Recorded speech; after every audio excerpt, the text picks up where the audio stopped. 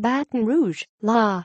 AP, LSU coach Ed Orgeron didn't want the game ball, turning down a chance to stake it in the faces of so many critics who think he is in over his head.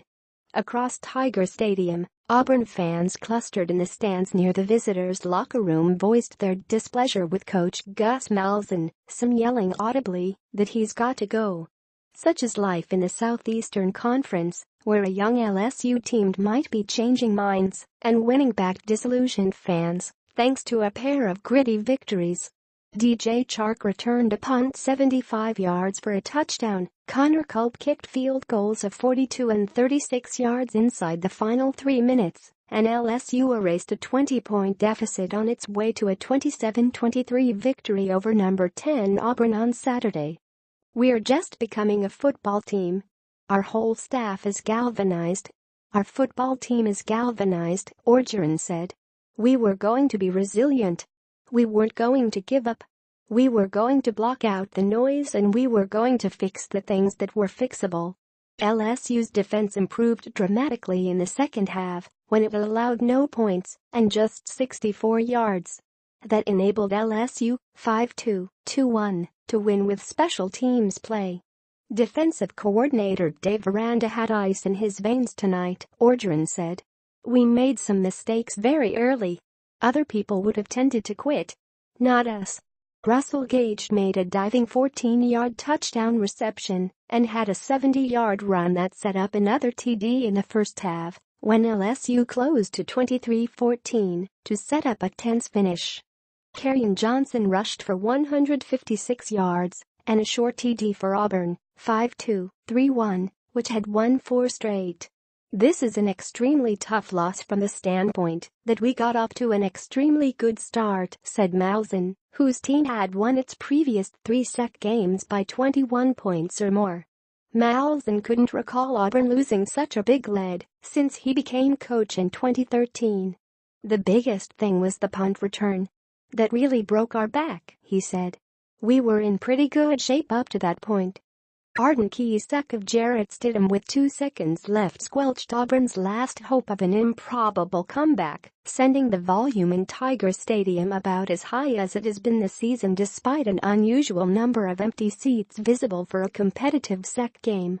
After LSU quarterback Danny Edling kneeled to end it, LSU players streamed wildly onto the field and then ran toward the corner of the end zone closest to their locker room to acknowledge the school's frenzied student section. Orgeron, under heavy scrutiny since a lopsided loss to Mississippi State and an upset against Troy, calmly shook hands with Malzahn and then tossed the game ball back to Edling after the quarterback tried to give it to his coach. "I said, I don't want it." "You get it," Orgeron said. "It ain't about me. It's about them." Darius Geese rushed for 71 hard yards for LSU, including a crucial third-down conversion in which he ran through a tackler at the first-down marker, setting up the go-ahead field goal. Edling finished 13 of 24 for 206 yards and 1 TD.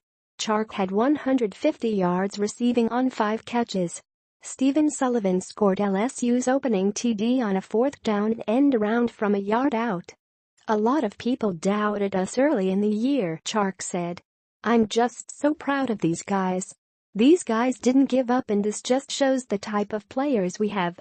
Stidham completed 9 of 26 passes, although some crucial ones were dropped, for 165 yards and 1 TD, a 49-yarder to Will Hastings. The takeaway: Auburn, because of its inability to mount any offense in the second half, Auburn missed a chance to continue climbing in the AP poll on a weekend when several top 10 teams faltered.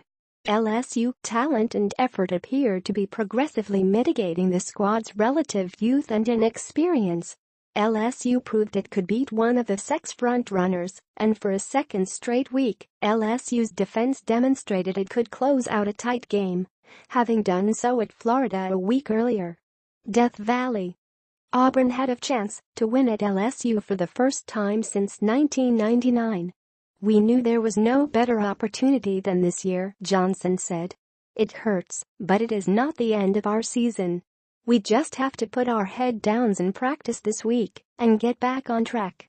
Meanwhile, LSU players were gratified they could execute a memorable comeback with former coach Les Miles and members of LSU's 2007 national championship team, who were honored at halftime at the game.